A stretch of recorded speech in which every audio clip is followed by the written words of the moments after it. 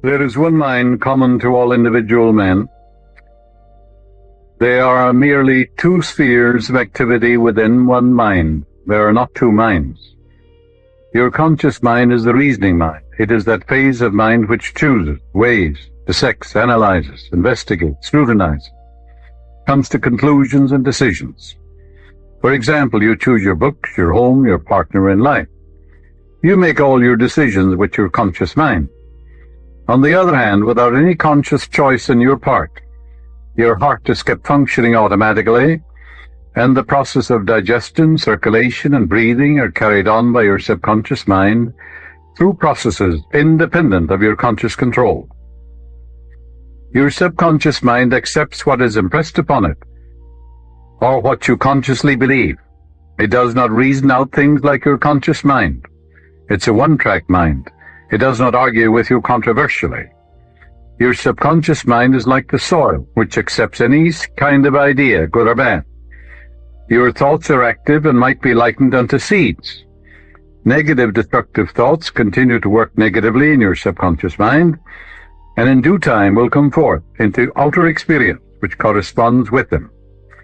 Remember, your subconscious mind does not engage in proving whether your thoughts are good or bad, true or false, but it responds according to the nature of your thoughts or suggestions.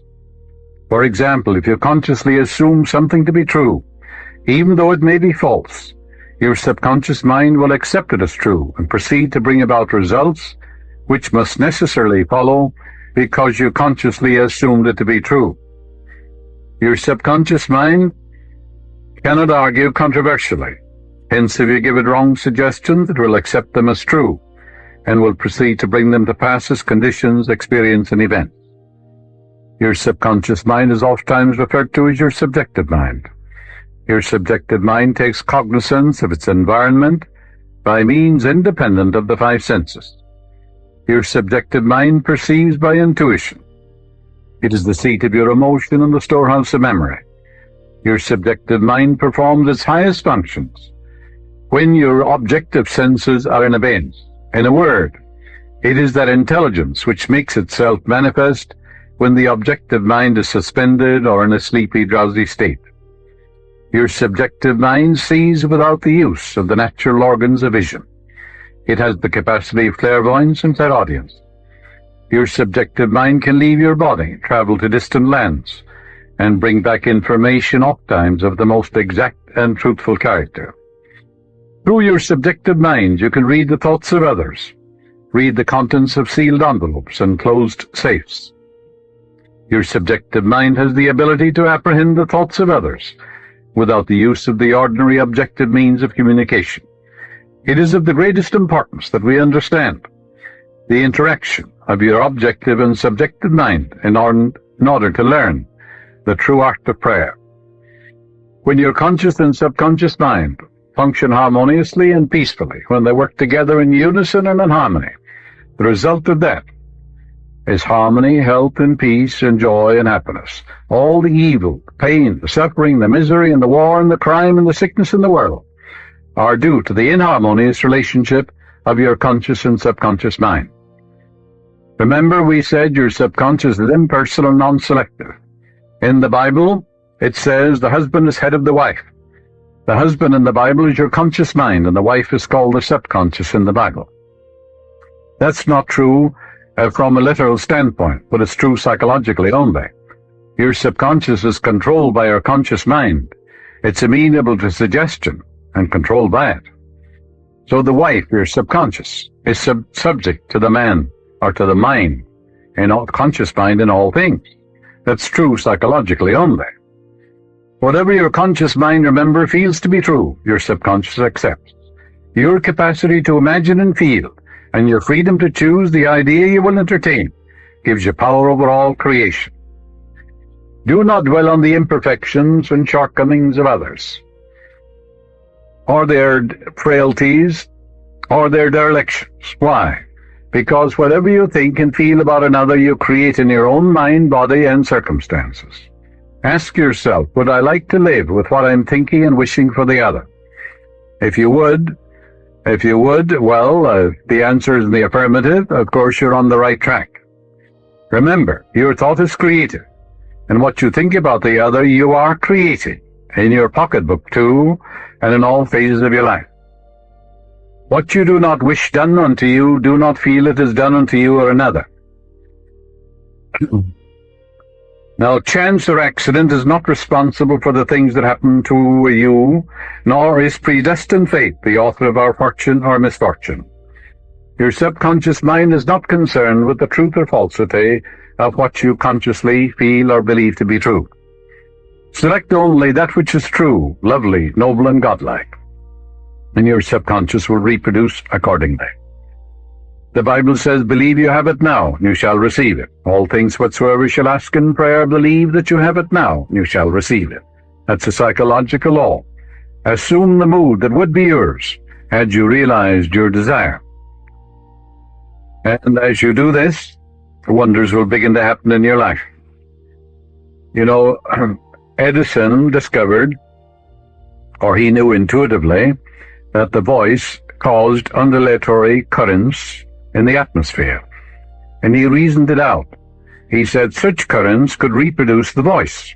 The idea came to him that inasmuch as your voice produced waves, that these waves would reproduce that voice. That's believing you have it now and you shall receive it. So he developed a phonograph. The idea came from his subconscious mind. Your subconscious is your friend, seeks to heal you, to restore you. If someone is presenting you with a phony deal, there's something within you that warns you. That's your subconscious mind prompting you. Its intimations, urges, promptings, murmurings are always life word. It seeks to heal you. If you cut yourself, if you burn yourself, it seeks to reduce the edema, gives you new skin and tissue.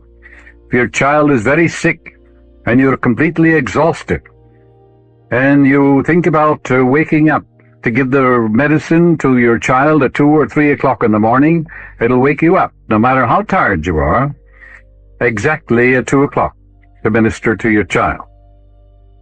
Its tendency is always lifeward. Electricity, Edison knew, was produced by friction. Reverse it. Friction, in turn, produces electricity. Edison knew the transformation of forces. He knew that transformation of force, the force, is reversible. Heat produces mechanical motion. Mechanical motion produces heat. Cause and effect, action and reaction. These are cosmic and universal. Pray believing that you already possess what you pray for. Yes, it will come to pass. This is the law of inverse transformation. For example, if the sale of your home brought a certain amount of joy, satisfaction, elation into your mental atmosphere, then the feeling that would be yours if you realized it would also produce that. In other words, that feeling or that mental state captured in your imagination and feeling must produce the sale of the home. Because if the sale of the home, actual sale of it, brought a certain joy and satisfaction to you, then reverse it. Capture the feeling, the mood that would be yours if you sold it, by imagining the check in your hand, giving thanks for it, depositing it in the bank, doing the things you would do were your home sold, all in your mind or your imagination, and then that attitude of mind will produce it. Awaken within yourself the feeling that would be yours if you now realized your desire, and that feeling will produce it. A young boy, a Malay boy, who wanted to go to a certain college, had difficulty, and was rejected. And I said to him, you understand this law of inverse transformation? How would you feel if they accepted you now? You went in to see this man who rejected you and said, well, we've changed our mind. We've looked over your qualifications and you are accepted. He said, I'd feel happy. I'd call up my dad. I'd feel wonderful. Well, I said, as you go to sleep at night, feel that I'm congratulating you on your acceptance and your marvelous success in the college. Imagine you're also talking to your dad and telling him you've been accepted. And you're going in there now in your own mind. And this man is saying, well, you're accepted. It's wonderful. All right, you can capture that feeling, that in your imagination, that inner mood. And he did that, and he was accepted. Yes, the feeling of the answered prayer, if assumed and sustained, must objectify the answer to your prayer. So that's the meaning. If he calleth things that be not as though they were, and the unseen become seen. If a physical fact can produce a psychological state, then that psychological state can produce a physical fact. That's the meaning of all things whatsoever you shall ask in prayer, believing. Believe that you have it now, and you shall receive it. How can you believe you have it now? Well, the reality of it is an idea, isn't it? A mental picture in your mind. So you accept the mental picture, dramatize it, feel the reality of it, rejoice in it, believe in the law of growth, knowing that the seed you put on the ground will grow if you nourish it, sustain it, water it, and fertilize it. The philosophy of 6,000 years has not searched the chambers and the magazines of the soul. Emerson said that. Your mind is your consciousness is the sum total of all your subjective and objective impressions and awarenesses. Your mind is a medium of ideas. It's a collection of impressions.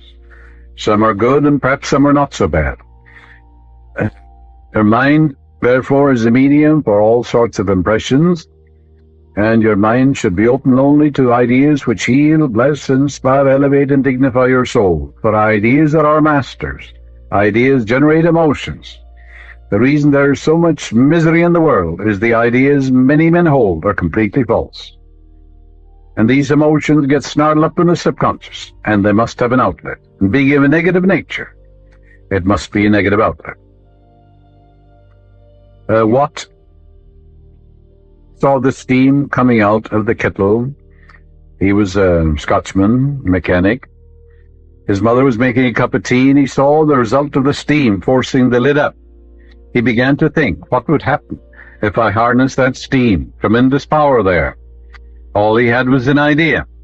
He began to think about it from all angles.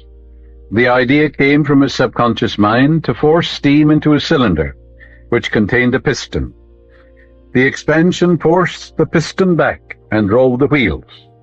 That was the beginning of the steam engine, which revolutionized industry all over the world. When a man says it can't be done, it was never done before, it's impossible.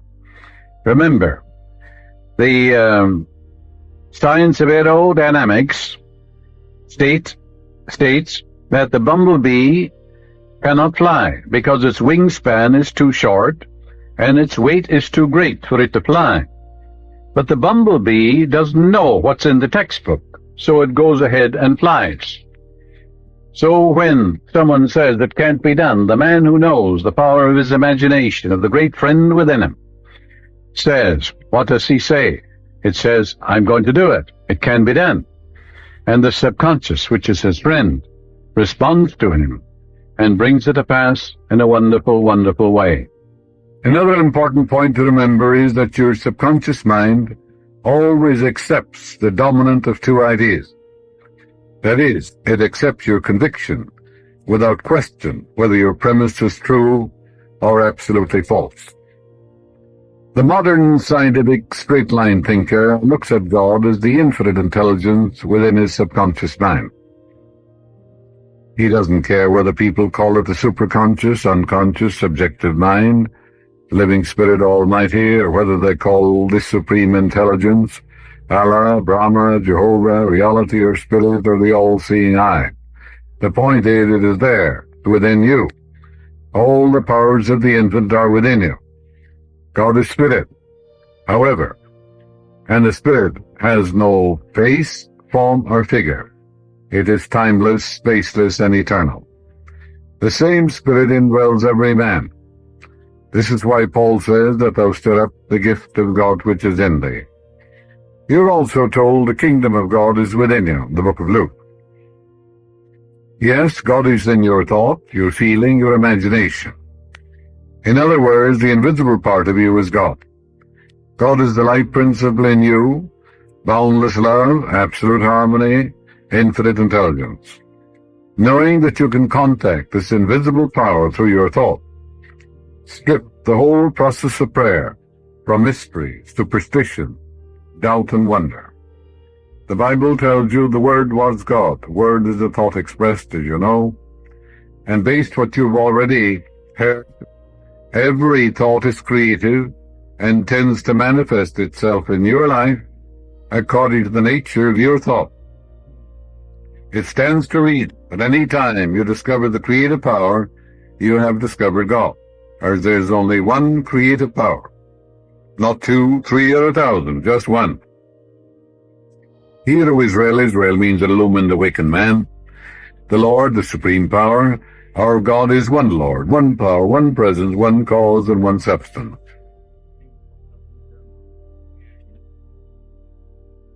Many of us have been conditioned negatively when we were young. All of us are susceptible to suggestion when we were young, highly impressionable. For example, supposing a man is, let us say, a sourpuss, or he has a nasty temper, or he complains about it, he can sit down every night prior to sleep, and also in the morning and the afternoon, and he can affirm as follows. He can write these in his subconscious, he can reprogram his mind, he can redirect it, he can write upon it, and the nature of the subconscious is compulsive. Therefore, he'll be compelled to become genial, cordial, a man of goodwill. This is what he should say. Henceforth, I shall grow more good-humored. I shall have more joy and happiness and inner peace of mind. Every day I am becoming more and more lovable and understanding. I am now becoming the center of cheer, cordiality, and goodwill to all those around me, infecting them with good humor. This happy, joyous, and cheerful mood is now becoming my normal, natural state of mind, and I am grateful. He can take these statements, reiterate them, repeat them, remind himself that he's writing these in his deeper mind, and whatever is impressed in the subconscious mind comes forth as form, as function, as experience and event. For out of the heart of the subconscious are the issues of life. Many people have been victims of negative suggestions or negative conditioning or programming when they were very young. In all ages, the power of suggestion has played a part in the life and thought of man, in every period of time and in each country of the earth. In many parts of the world, it is the controlling power in religion. Suggestion may be used to discipline, control ourselves. There are constructive suggestions and there are also negative ones. Suggestion can be used to take control and command over others who do not know the laws of mind. In its constructive form, it is wonderful and magnificent. In its negative aspect, it is one of the most destructive of all the response patterns of the mind, resulting in inferiority, patterns of failure, suffering, sickness, and disease.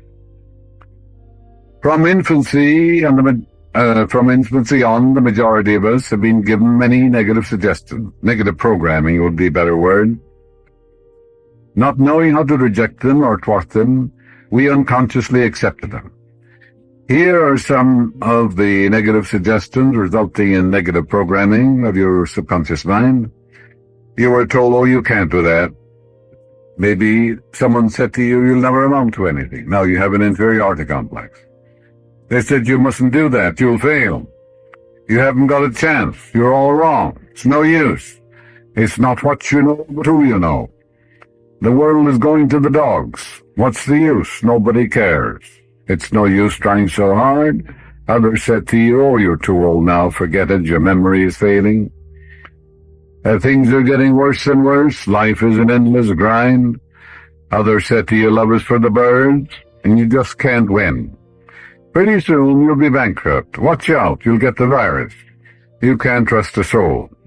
All these negative suggestions, if you accept them, you're programming your subconscious mind in a very negative way. You'll have a sense of inferiority, inadequacy, and a sense of fear. Unless, as an adult, you program your subconscious mind constructively, which is a reconditioning therapy. The impressions made on you in the past can cause behavior patterns that cause failure in your personal and social life.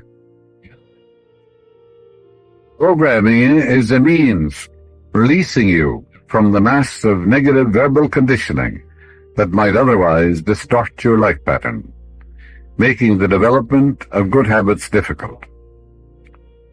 Pick up the paper any day and you can read dozens of items that could sow the seeds of futility, fear, worry, anxiety, and impending doom. If accepted by you, these thoughts of fear could cause you to lose the will for life. Knowing that you can reject all these negative suggestions by giving your subconscious mind constructive autosuggestions, you counteract all these destructive ideas. Check regularly on the negative suggestions that people make to you. You do not have to be influenced by destructive negative suggestions. All of us have suffered from it in our childhood and in our teens. If you look back, you can easily recall how parents, friends, relatives, teachers, and associates contributed in a campaign of negative suggestions. Study the things said to you, and you will discover much of it was in the form of propaganda. The purpose of much of what was said was to control you or instill fear into you. The negative suggestions go on in every home, office, factory, and club. You will find that many of these negative suggestions are for the purpose of making you think, feel, and act as others want you to, and in ways that are to their advantage. That's negative programming of your deeper mind. Now, there is a right way to program your subconscious mind. Every morning of your life, you can sit steady, quiet, get relaxed, and affirm as follows.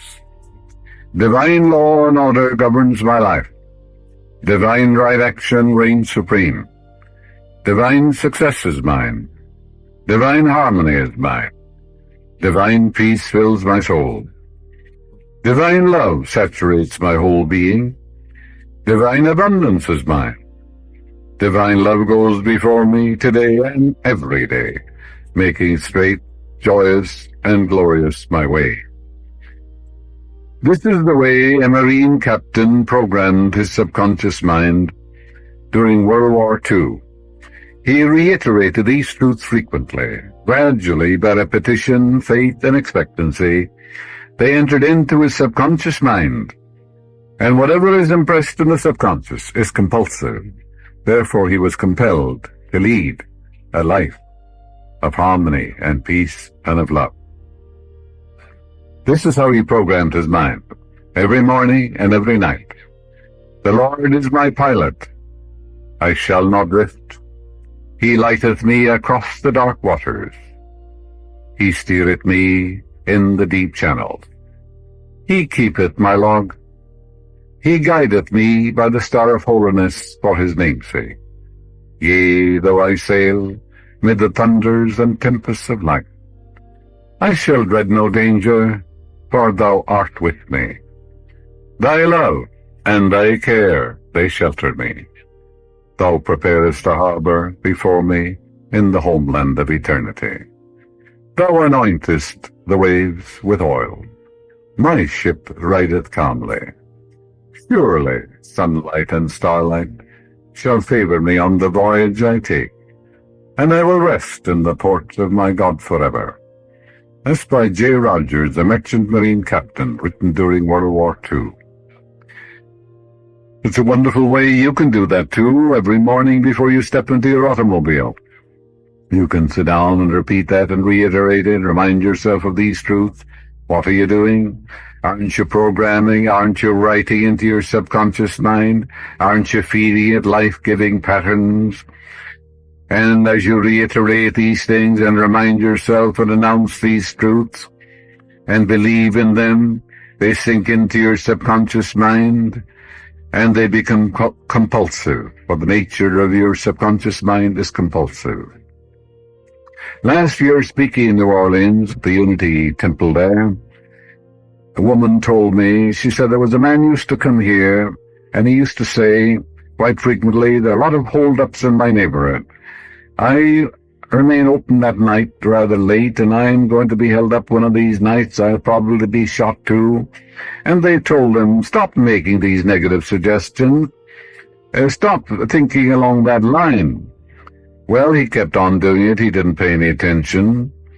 He kept programming his subconscious negatively, and he was held up, and he was also shot. Now, that's the wrong way. He could have said, He could have taken the 91st Psalm and said, I dwell in the secret place of the Most High. I abide in the shadow of the Almighty. I will say of the Lord, He is my refuge, my fortress, my God, in Him will I trust. Surely He shall cover me with His feathers, and under His wings shall I rest. And the truth shall be my shield and buckler. I shall not be afraid for the terror by night, or the arrow that flieth by day. He could have reiterated these truths. He could have realized the love of God surrounded him and enfolded him. Where he was, God was. He could have said to himself, Thou art my hiding place. Thou will compass me about with songs of deliverance. And then he would build up an immunity to all harm.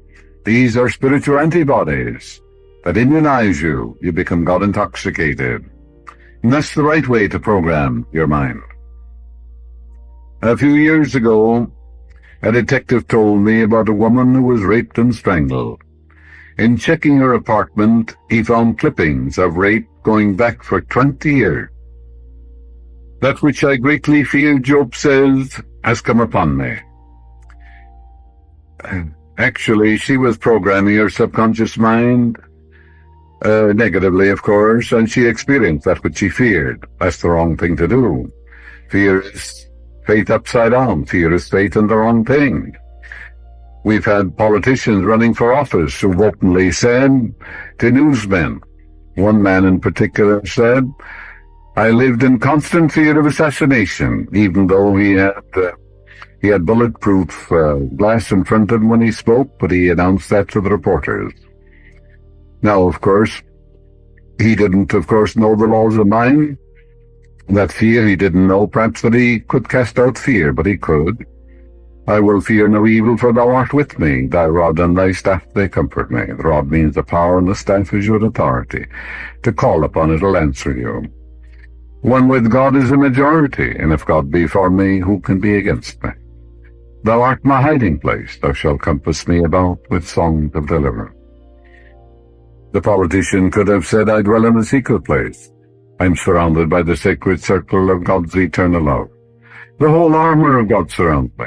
Wherever I go, the light of God surrounds me, enfolds me, and enwraps me. He would render himself invulnerable, invincible, and impervious to all harm. That's the right way to program your subconscious mind. You can build up that immunity. Oh, yes, you can. As a man thinketh in his heart or subconscious, so is he. So does he act, so does he experience, so does he express. This is the law. I'm not talking about thinking in the head. I'm talking about thinking in your heart, your own subconscious. Whatever is impressed there is expressed.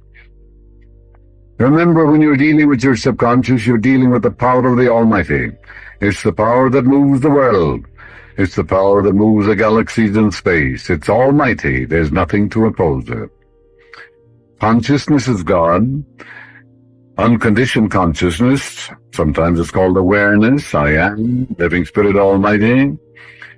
Your consciousness is the union of your conscious and subconscious mind. It's the sum total of your acceptances, your beliefs, your opinions, and your convictions. That's God. That's the only God you'll ever know. Your thought and feeling create your destiny. Consciousness is God because it is the only creative power in your life. And your thought and feeling, yes, is the father of all experience. If you talk about the Father within, well, what fathers everything? Your own thought and feeling. Your conscious and subconscious. Whatever your conscious and subconscious mind agree on, meaning the brain and the heart, comes to pass. True or false, good or bad. You're the one who's choosing. You mold and fashion your own destiny. Your faith in God is your fortune. And your faith should be in the goodness of God, in the land of the living, in the guidance of God, in the harmony of God, in the beauty and glory of the infinite. That's where it should be. You're told no manifestation cometh unto me, save I and the Father draw it. The Father is your own thought and feeling.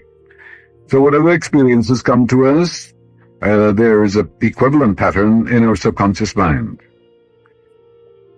There's always a cause. And that cause, of course, is in our mind. A man said to me that he wanted to succeed and advance in life. In reality, he didn't. He had a subconscious pattern of failure. He had a sense of guilt and felt he should be punished. With his conscious mind, yes, he worked very hard. And he said to himself, in his intellect, oh, I worked very hard. But in his deeper mind, he was programmed and conditioned to failure. He had a sense of unworthiness and a belief which compelled him to fail. He had a picture of failing in his mind. He felt he should be punished, that he was a sinner. The law of your subconscious, you see, is compulsive. That's the power that I mentioned. That's the almighty power. It's the power of God. He learned to reprogram his mind by realizing that he was born to win, born to succeed, born to triumph, for the infinite power is within him. It knows no failure. It's almighty. It created all things. There's nothing to oppose it, challenge it, thwart it, or vitiate it. For it is almighty. It's the only power. Furthermore, he learned he was punishing himself. He started every morning and night and also during the day, and this is what he affirmed. Now he was writing this down with his conscious mind. And this is what he wrote. I am born to win. I'm born to succeed in my prayer life, my relationship with people, in my chosen work, and all phases of my life. For the infinite is within me, and the infinite can't fail. It's the power of the Almighty moving through me. It's my strength. It's my power. It's my wisdom. Then he said, success is mine. Harmony is mine. Beauty is mine. Divine love is mine. Abundance is mine. He reiterated, repeated these truths. He reflected upon them. He reminded himself driving along the road before he went in to see a customer.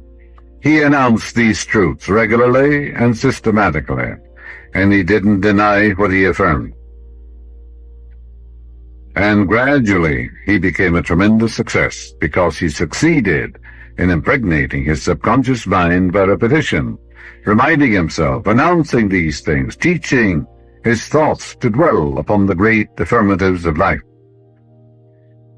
And as you do this regularly and systematically, wonders will happen in your life. When you were born, no one had to tell you how to find the mother's breast, you know. There was a subjective wisdom guiding you, directing you. Yes, the Bible says, I will write my laws in your inward parts. I will write them in your heart. I will be your God, and you shall be my people. So all the powers of the God are within you, and the laws and the truths of God are written in your own subjective mind. All the vital organs were controlled when you were born. You were sound asleep. Every night of your life, that same intelligence governs all the vital organs of your body, your breathing, your inspiration, circulation of your blood, your digestion, your heartbeat, and all that. And that's the God presence within you. The presence and power of God are within you. The great eternal truths are there. They were inscribed in your heart before you were born. But all of us have been programmed since birth. Millions of people have been programmed with certain fears, false beliefs, taboos, and strictures and superstitions of the first water. As Quinby said in 1847, every child is like a little white tablet. Everybody comes along and scribbles something on it, you know, grandmother, grandfather, clergymen, fathers, mothers, sisters, brothers. We receive an avalanche of sights and sounds, beliefs and opinions, and don'ts and fears and doubts. You weren't born with any fears at all, you know. You weren't born with any prejudices. You weren't born with any creedal beliefs or any false or weird concepts of God or life. Where did you get them? Someone gave them to you. Someone programmed you, perhaps negatively. Many were told they were sinners in the hands of an angry God. I have talked to women, beautiful, attractive, well-educated. They wear black stockings. They think it's a sin to use rouge or makeup of any kind. Or wear gold. Oh, that's a terrible sin. To play cards. Cards are of the devil. Or attend movies. All these are sins. When we look at them, they're frustrated, bottled up, inhibited, unhappy. I tell them to wake up, to dress for God. There's nothing in the universe evil. The whole world is here was here when they were born. All the birds sing for you, and all the animals are here too, and all the stars are in the sky for you to adore and to worship and to be delighted with. So I tell them, I said, you're here to dance, and go ahead and learn to dance, for the universe is the dance of God. And I tell them, take lessons in golf, play music, do all the things you're not doing. Play music, attend college, take lectures in public speaking, meet men, and go out and take courses in Spanish or many other things. You're here to lead a full and happy life. You're here to live in an objective world, have recreation, have fun, merriment, and joy, and creativity, and express yourself. You're also here to meditate and to pray, of course, too. We're living in a subjective and objective world. There's nothing evil in the universe. God pronounced everything good. Therefore, there's nothing evil in dancing or playing cards or anything of that nature, looking at a movie, a constructive one, nothing evil in any of those things. Nothing good or bad, but thinking makes it so. Then I explained to them, I said, you're frustrated, you're sick, you're unhappy. And I teach them how to attract a man into their life. I said, you should be married, you should have love. Every woman wants to be loved and cosseted, appreciated. She likes to receive attention. She wants to feel needed and wanted. And if she says she doesn't, she's sick. Every woman does. And then they learn a simple law. They go out and do all these things. Do the thing you're afraid to do, and the death of fear is certain. I tell them, you've been brainwashed. You've been programmed negatively and destructively. And the will of God for you is a greater measure of joy, of happiness, of love, of peace of mind. They learn the law of attraction. You should see some of them now coming to the Westbury Bell Theatre, beautifully dressed, and they have some makeup on too, and they have beautiful rings, sometimes a marriage ring. Oh yes, they have transformed. They have reprogrammed their mind. Infinite Spirit attracts to me the ideal man who harmonizes with me in every way, shape, and form. He is spiritual-minded. He loves my ideals. I love his ideals. He doesn't want to make me over, and I don't want to make him over. He comes without encumbrances. He's the man sent from God. There are harmony, peace, love, and understanding between us. That's the prayer I give them, and I say, now you write that down in your subconscious. Do it with interest. Gradually, like a seed, it will die in your deeper mind and come to pass in ways you know not of. And as Judge Troard, the author of inimitable textbook, says, your quiet contemplation of your desires and accomplished fact is the way to pray. The feeling of pleasure and restfulness in foreseeing the certain accomplishment of our desire is the way to get the answer to your prayer. The operation, he says, is that of the gardener, and it's more or less an exact analog of that of the gardener. We do not put self-expansion of vitality in the seed. We sow it, don't we? And then we water it and fertilizing it, knowing that it's going to expand and unfold in a wonderful, wonderful way. And of course it will expand in a wonderful way if you water it with faith, with expectancy, with understanding. And then wonders will begin to happen in your life. A thought is the most powerful force in the universe, Your word is a thought expressed. If you are in a position of authority, your thought or word can direct how missiles, nuclear energy, dynamite, or thermonuclear weapons are to be used. Your thought determines how electricity is to be used. Likewise, your thought directs the operation of your life.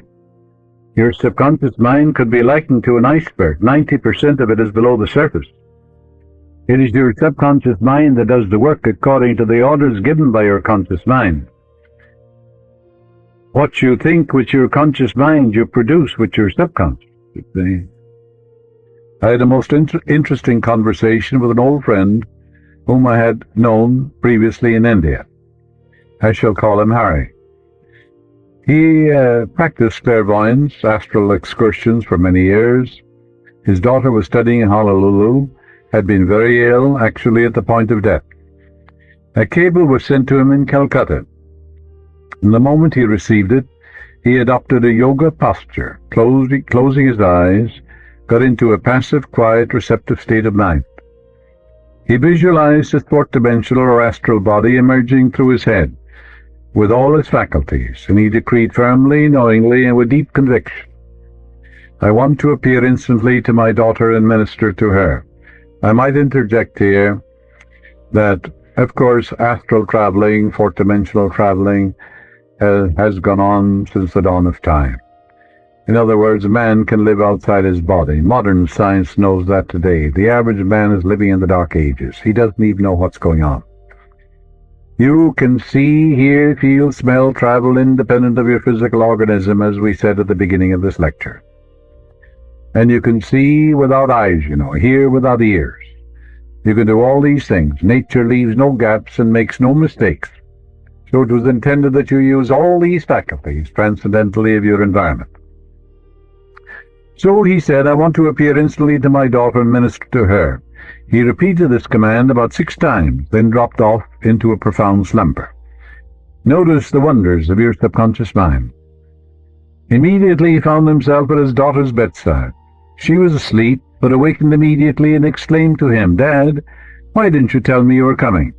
Help me." He placed his hands upon her and chanted certain religious phrases and told her, "You will arise in a few hours and be well." She had a wonderful healing. Her fever immediately subsided, and she shouted to the nurse, "I am healed. I am well. My father was here, and he healed me." The nurse thought she was raving, but the resident physician confirmed the silent inner knowing of her soul, that she was indeed perfectly well. However, both laughed at her story of a visitation by her father from India. The nurse was puzzled and perplexed, and said to the daughter, "How could your father or anybody else get in from downstairs through closed doors? I saw no one enter your room." The daughter explained to the nurse, "Oh, my father visited me in his fourth-dimensional body. He laid his hands on me and prayed with me." The nurse said, "I don't believe in ghosts, apparitions, or voodoo." The girl realized that further explanations would be useless. Harry said that he was perfectly conscious all the time.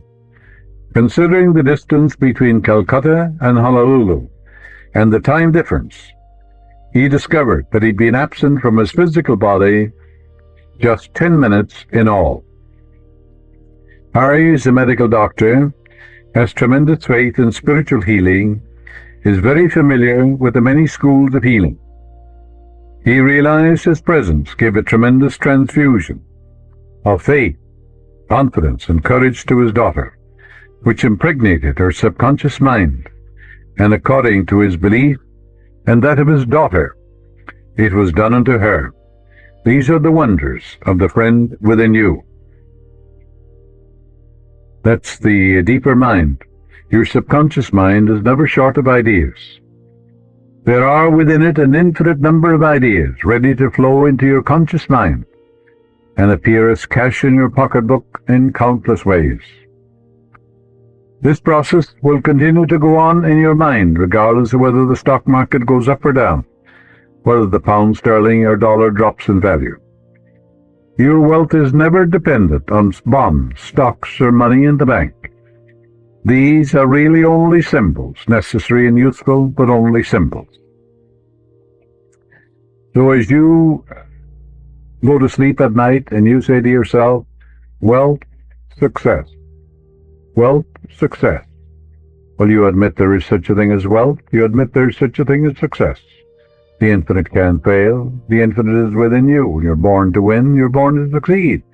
Just take these 2 words. What happens? They activate the latent powers of your subconscious, and you're compelled to succeed. You're compelled to be wealthy. The point I wish to emphasize is that if you convince your subconscious mind that wealth is forever circulating in your life and there's always a surplus, you will always and inevitably have wealth regardless of the form it takes. It has taken the form, as you know, an amalgam of copper and tin or zinc or something right now. It hasn't any intrinsic value. You use a piece of paper, don't you? The only value it has, the value that we place upon it. The government says this $10 bill will buy so many oranges and all that. All it is a piece of paper. It isn't even silver, it's not even gold. There are people who claim that they're always trying to make ends meet. They seem to have a great struggle to meet their obligations. Have you listened to their conversation? In many instances, their conversation runs along this vein. They're constantly condemning those who have succeeded in life and who have raised their heads above the crowd. Perhaps they are saying, "Oh, that fellow has a racket, he's ruthless, he's a crook." This is why they lack. They're condemning the thing they desire and want. The reason they speak critically of their more prosperous associates is because they are envious and covetous of the other's prosperity. The quickest way to cause wealth to take wings and fly away is to be envious, jealous, or criticize and condemn others who have more wealth than you. You can rest assured that that will impoverish you and bring more and back into your experience. There is one emotion which is the cause of the lack of wealth in the lives of many people. Most people learn this the hard way. It is envy. If you see a competitor depositing large sums of money in the bank, and you have only a meager amount to deposit, does it make you envious? The way to overcome this emotion is to say to yourself, "Isn't it wonderful? I rejoice in that man's prosperity. I wish for him greater and greater wealth." And you're selfish when you do that, because what you're wishing for him, you're creating in your own mind, body, and experience. To entertain envious or jealous thoughts is devastating, because it places you in a very negative, destructive position. Wealth flows from you instead of to you. If you are ever annoyed or irritated by the prosperity or the great wealth or success of another, claim immediately that you truly wish for him greater wealth and success in every possible way. This will neutralize the negative thoughts in your mind and cause an ever greater measure of wealth to flow to you by the law of your subconscious mind. If you are worried and critical about someone whom you claim is making money dishonestly, cease worrying about him. You know such a person is using the law of mind negatively. The law of mind takes care of them. Your Bible tells you, "Fret not about evildoers and the workers of iniquity," in your 37th Psalm. So read the 37th Psalm. It's a great eye-opener, you know. Be careful not to criticize a man for the reasons that we just said. Remember, the block or obstacle to wealth is in your own mind. You can now destroy that mental block. This you may do by getting on mental good terms with everybody, wishing for everyone what you wish for yourself. And as you do, wonders will begin to happen in your life. It is your right to be rich, you know. You're here to lead the abundant life. You're here to be happy, radiant, and free. You should therefore have all the wealth you need to lead a full, happy, and prosperous life. Of course you should. You're here to grow, expand, and unfold spiritually, mentally, materially, and professionally. You have the innate right to fully develop and express yourself along all lines. You should surround yourself with beauty and luxury. Why be satisfied with just enough to go around when you can enjoy the riches of your subconscious mind? Yes, make friends with money, and you will always have a surplus. Your desire to be rich is a desire for a fuller, happier, more wonderful life. It is the cosmic urge. It is not only good, but very good. Money is a symbol. It means to you not only freedom from want, but beauty, luxury, abundance, and refinement. It's a symbol of the economic health of the nation. When your blood is circulating freely in your body, you're healthy. When money is circulating freely in your life, you're economically healthy. Engage your friend. Your friend is your subconscious. Will give you all the wealth you need to do what you want to do when you want to do it. When people begin to hoard money and put it away in tin boxes and become charged with fear, there's economic illness. Money has taken many forms as a medium of exchange through the centuries: salt, beads, trinkets of various kinds. In the early times, a man's wealth was determined by the number of sheep and oxen he had. Now we use currency and other negotiable instruments, as it is much more convenient to write a check than carry some sheep and cattle around with us to pay our bills. Now, as you go to sleep at night, and every night you go to sleep, practice a very simple technique. Repeat the word, wealth. Words, success. Wealth, success. You admit there's such a thing as wealth. Walk down the street, go out into the country. Can you count the stars or the sands on the seashore? And you're born to win, to succeed. The infinite can't fail. The infinite is within you. So wealth, success. Use these words quietly, easily, and feelingly. Do it over and over again as a lullaby. Yes, you will be amazed at the result. Wealth will flow to you in avalanches of abundance. This is an example of the magic power of your subconscious.